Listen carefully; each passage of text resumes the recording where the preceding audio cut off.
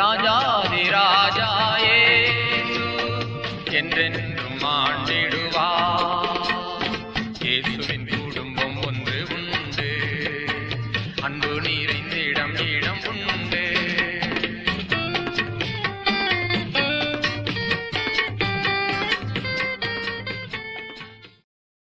கர்த்தருக்குள் அன்பானவர்களே, அனுதினமும் கிறிஸ்துவுடன் தியான வேளைக்கு உங்களை அன்புடன் அழைக்கிறோம். இன்றைய தியானத்திற்கான வேத வாசிப்பு கலாத்தியர் 5ஆம் அதிகாரம் வசனங்கள் 1 முதல் 15 வரை. தியானத்தின் தலைப்பு கிறிஸ்துவுக்குள் விடுதலை. உன்னிடத்தில் நீ அன்பு கூறுவது போல பிறனிடத்திலும் அன்பு கூறுவாயாக என்கிற இந்த ஒரே வார்த்தையிலே நியாயப்பிரமாணம் முழுவதும் நிறைவேறும். கலாத்தியர் 5ஆம் அதிகாரம் வசனம் 14. ஆலயத்துக்கு வரும்போது பரிசுத்தமாய் வாருங்கள் என்று ஒரு குருவானவர் தமது பிரசங்கத்தில் சொன்னார். அதற்காக சபையோர் எல்லாரும் காலையில் தங்களை சுத்தம் செய்து வெள்ளை ஆடை அணிந்து வேதாகமத்தோடு ஆலயம் வந்தால் குருவானவர் சொன்ன பரிசுத்தத்திற்கும் சபையினர் செய்த செயலுக்கும் ஏதாவது அர்த்தம் இருக்குமா? தொடர்பு இருக்குமா? இராது. மீட்கப்பட்ட நீங்கள் மீண்டும் அடிமைத்தனத்தின் நுகத்துக்கு உட்படாமல் கிறிஸ்து மீட்டு தந்த சுயாதீனத்தை முழுமையாக அனுபவியுங்கள் என்று பவுல் கலாத்தியருக்கு அறிவுரை சொல்லுகிறார்.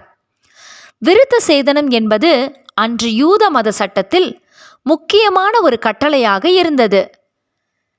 ஆனால் என்றைக்கு கிறிஸ்து நியாயப்பிரமாணத்தின் கட்டிலிருந்து விடுதலையாக்கினாரோ அன்றிலிருந்து நாம் இந்த நியாயப்பிரமாண சட்டத்திட்டங்களுக்கு விடுதலையாக்கப்பட்டவர்களாய் இருக்கிறோம்.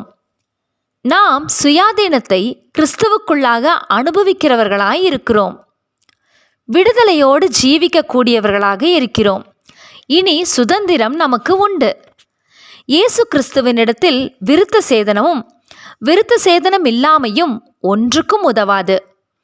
அன்பினால் கிரியை செய்கிற விசுவாசமே உதவும் என்கிறார் பவுல். கிறிஸ்து மீட்டு தந்த சுயாதீனத்தை நீங்கள் மாம்சத்தினால் அனுபவிக்காமல் அன்பினால் அனுபவியுங்கள் என்கிறார். பிழையான உபதேசங்களால் வழிவிலக செய்பவர்களை கடுமையாக கண்டித்து கலாத்தியருக்கு நல்ல ஆலோசனைகளை வழங்குகிறார் பவுல். அன்பினால் ஒருவருக்கொருவர் ஊழியம் செய்யுங்கள். ஒருவரையொருவர் கடித்து பட்சித்தீர்களானால் அழிந்து போவீர்கள். அதனால் உன்னிடத்தில் நீ அன்பு கூறுவது போல பிறனிடத்திலும் அன்பு கூறுவாயாக என்றதான இயேசு கிறிஸ்துவின் கட்டளையை இங்கே பவுல் மீண்டும் வலியுறுத்துகிறார். இந்த ஒரு கட்டளையிலே நியாயப்பிரமாணம் முழுவதும் நிறைவேறும் என்பதையும் சுட்டி காட்டுகிறார். தன்னில் அன்பு கூறாதவர் எவரும் இருக்க முடியாது. அதே அன்பை பிறனிலும் காட்டுவது என்றால் அது கிறிஸ்துவின் பிள்ளைகளால் மட்டுமே முடியும். பிரியமானவர்களே, சட்டங்கள் நம்மை ஒரு காலும் பரிசுத்தப்படுத்தாது. கிறிஸ்துவே நம்மை பரிசுத்தப்படுத்துகிறவர். பாவ சுபாவத்திலிருந்து நம்மை விடுதலை பண்ணக்கூடியவை கிறிஸ்துவிடமே அன்றி வேறெங்கும் இல்லை. நாம் கிறிஸ்துவின் பிள்ளைகளானால் அன்பினால் ஒருவருக்கொருவர் பணி செய்வோமாக.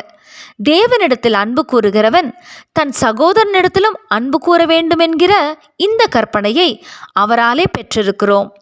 1 யோவான் 4ஆம் அதிகாரம் வசனம் 21. ஜெபம் செய்வோமா? அன்பின் தேவனே, நாங்கள் பிறரிடத்தில் அன்பு கூறவும் அன்பினால் ஒருவருக்கொருவர் ஊழியம் செய்யவும் எங்களுக்கு கற்றுத்தாரும். ஆமேன்.